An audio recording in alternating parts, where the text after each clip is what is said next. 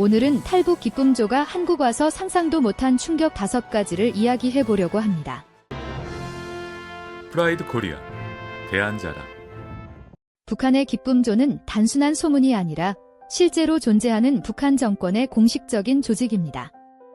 그러나 북한 내부에서는 이에 대해 공개적으로 말할 수 없으며 기쁨조에 소속된 여성들조차 자신이 어떤 위치에 놓여 있는지 정확히 알지 못하는 경우가 많습니다. 기쁨조 출신 탈북자들은 한국에 와서야 자신이 속했던 조직의 본질을 깨닫게 되며 자유로운 사회에서 경험하는 수많은 문화적 충격을 받게 됩니다. 오늘은 그 중에서도 가장 인상적인 5가지를 소개합니다. 첫 번째는 여성의 인권과 성적 자기결 정권입니다. 북한에서는 여성들이 성적인 대상화와 차별을 당하는 것이 일반적입니다. 기쁨조의 경우 김씨 일가의 유흥을 위해 조직된 공식기구이며 이곳에 선발된 여성들은 강제로 훈련을 받고 특정한 역할을 수행해야 합니다. 대부분의 여성은 기쁨조에 선발되는 것이 명예로운 일이라고 세뇌당하지만 사실상 이들은 자신의 인생을 국가에 바치는 것이나 다름없습니다. 그러나 한국에 오면 여성의 인권이 법적으로 보호받으며 성적 자기결정권이 보장된다는 사실에 큰 충격을 받습니다. 더 이상 국가나 특정 인물이 자신들의 몸을 통제할 수 없고 어떤 성적 관계든 본인의 동의 없이 강요될 수 없다는 점에서 완전히 새로운 세계를 경험하게 됩니다. 두 번째는 자유로운 연애와 결혼입니다. 북한에서는 연애와 결혼조차 국가가 통제합니다. 특히 기쁨조에 속한 여성들은 특정한 장소에서만 생활하며 일반적인 연애나 결혼이 불가능합니다.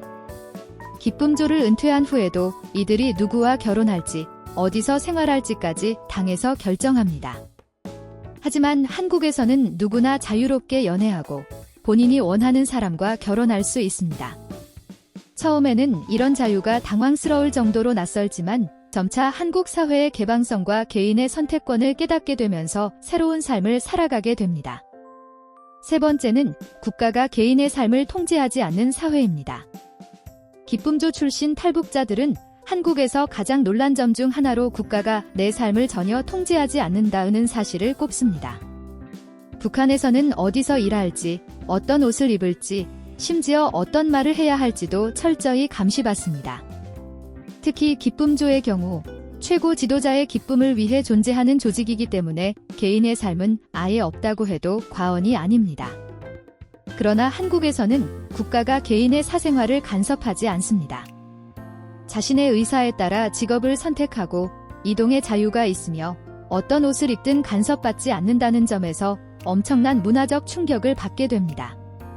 네 번째는 교육과 직업 선택의 자유입니다. 기쁨조 출신 여성들은 은퇴 후에도 제한된 삶을 살아야 했습니다. 대부분 지방으로 보내져 특정한 직업을 강제로 부여받거나 국가가 정해준 사람과 결혼해야 했습니다. 학업을 이어가거나 자신이 원하는 직업을 선택할 수 있는 자유는 없었습니다. 하지만 한국에서는 누구나 원하면 학업을 계속할 수 있고 자신이 원하는 직업을 선택할 수 있습니다. 특히 탈북자들을 위한 교육 및 취업 지원 프로그램이 존재하며 과거의 직업과 무관하게 새로운 삶을 개척할 수 있다는 점에서 충격을 받습니다. 다섯 번째는 성문화의 차이입니다. 북한에서는 공개적으로 성에 대해 이야기하는 것이 금기시되지만 정작 권력층에서는 여성들을 성적 대상으로 활용하는 것이 일반적입니다. 기쁨조 출신 여성들은 북한 사회에서 성문화가 왜곡되어 있음을 체험적으로 알고 있습니다. 하지만 한국에 오면 성이 더 이상 감춰야 할 부끄러운 것이 아니라 교육과 사회적 논의를 통해 건강하게 다뤄질 수 있는 주제라는 사실을 깨닫게 됩니다. 또한 한국에서는 법적으로 성범죄가 강하게 처벌되며 피해자의 권리를 보호하는 다양한 제도가 마련되어 있습니다. 북한에서는 이러한 개념조차 존재하지 않기 때문에 탈북자들은 성범죄 피해자가 보호받을 수 있다는 사실 자체에 놀라게 됩니다. 이상으로 오늘의 대한자랑 유튜브 채널 영상이었습니다. 좋아요와 구독은 영상을 만드는 데 큰 힘이 됩니다. 감사합니다.